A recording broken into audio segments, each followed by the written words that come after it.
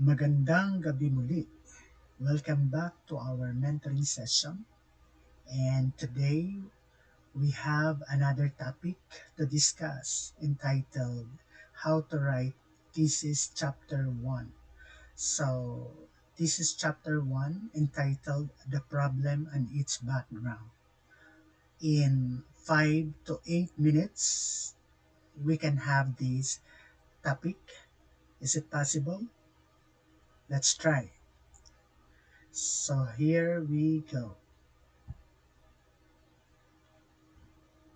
Now, Chapter 1, The Problem and Its Background, contains the following: the introduction, the background of the study, the theoretical framework, the conceptual framework, the statement of the problem, the hypothesis, the scope and limitation of the study, the significance of the study, definition of terms. Okay, let's take it one by one. Now, as to introduction, it starts with a universal concept or idea.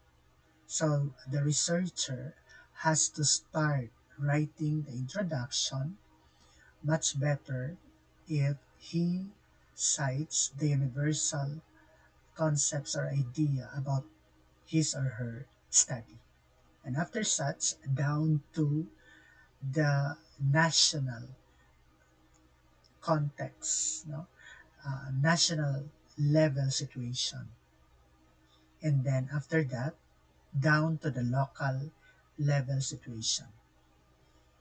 If in case, down to the community situation or community context, no, or concept.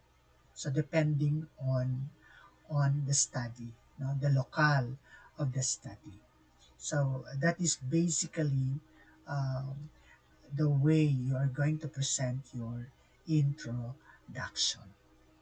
Now, the next item is your background of the study. So here, the researcher um, would answer basic questions such as, what is the study all about? All right. The second is, what are its objectives or purpose or intentions? The third question will be, what is the locale of the study? So locale refers to the place or area of your study.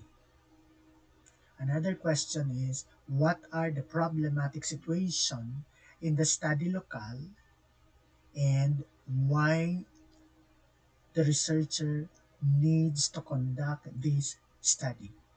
So a strong justification why there is a need to conduct this study.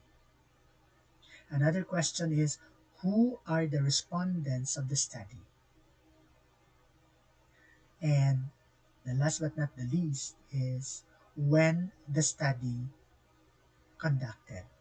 So basically, these are the questions that you need to answer as a researcher for your background of the study. Next is your theoretical framework.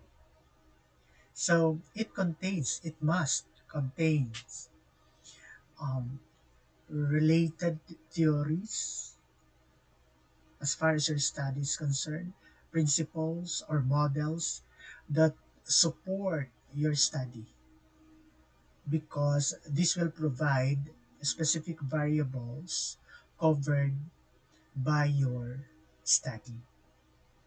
So this is very important, no? Your theoretical background of your study. The next is your conceptual framework.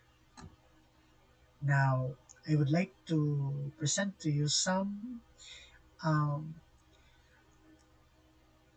popular, no, models as far as conceptual framework is concerned.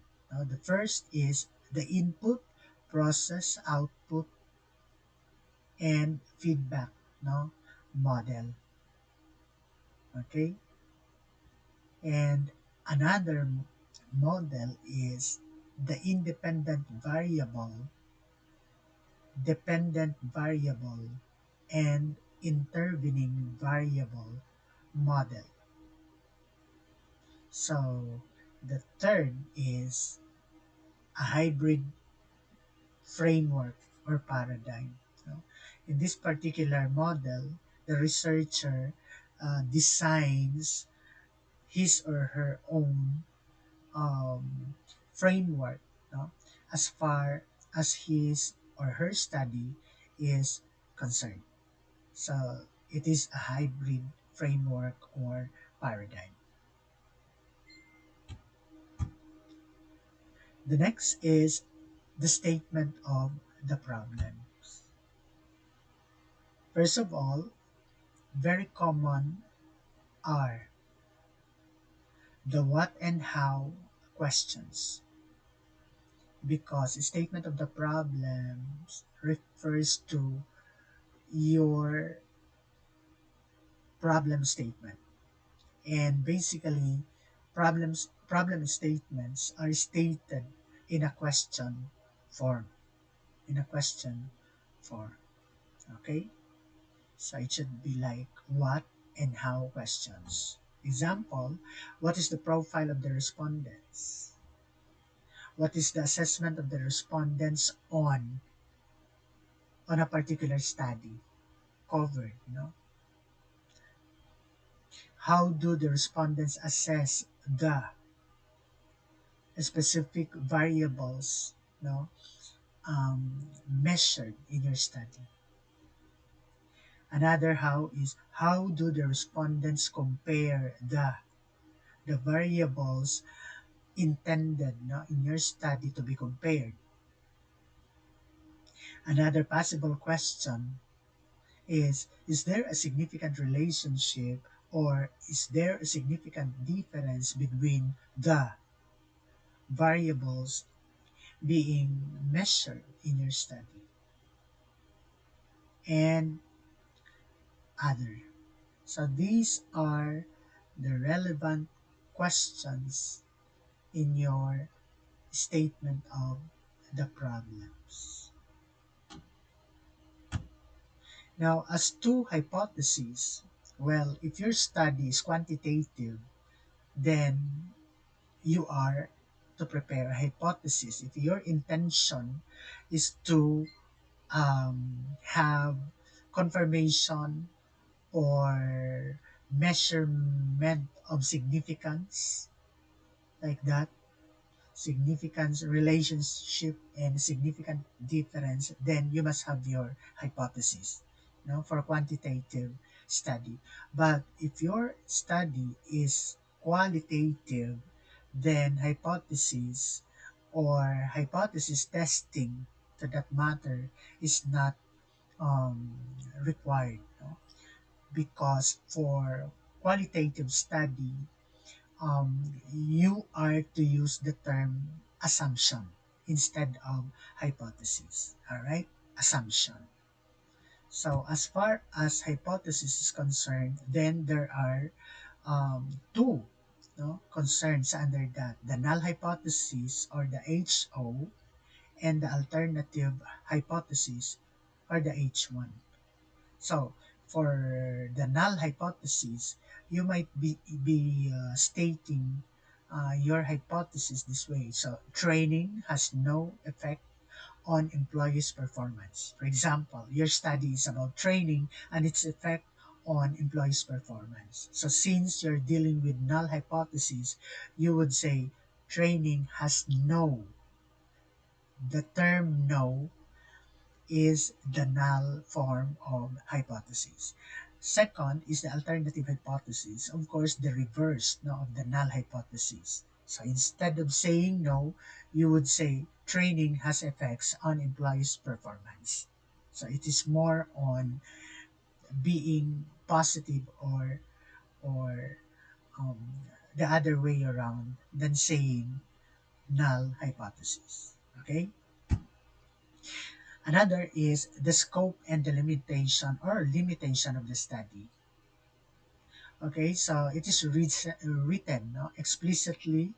It should present the coverage and variables that are within and beyond the control of the present study. So let's face it, as a researcher, there are things now in along the way, as researchers conduct, their study. There are processes or things that are within the control of the researcher, and there are also things that are beyond the, the control of the researcher. That's why in this particular area now of your chapter 1, it should be stated there, discussed there, what are the within the control and what are the beyond the control of the researchers. All right. Then the significance of the study. So as the word implies, significance, diba? It should explain the importance of the study.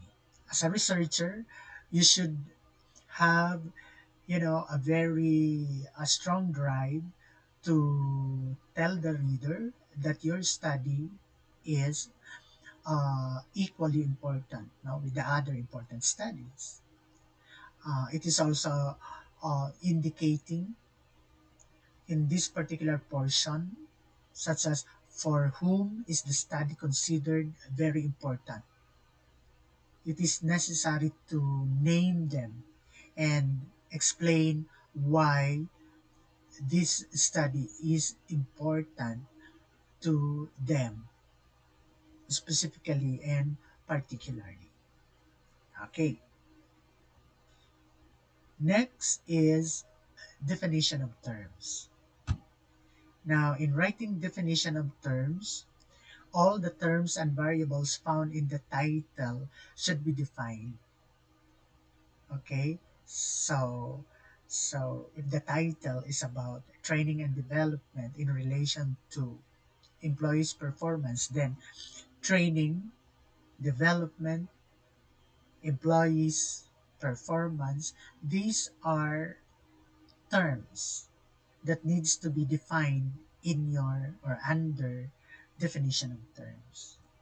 Another is all the terms and variables found in the SOP or statement of the problems. So every term, every variable there in the SOP has to be defined.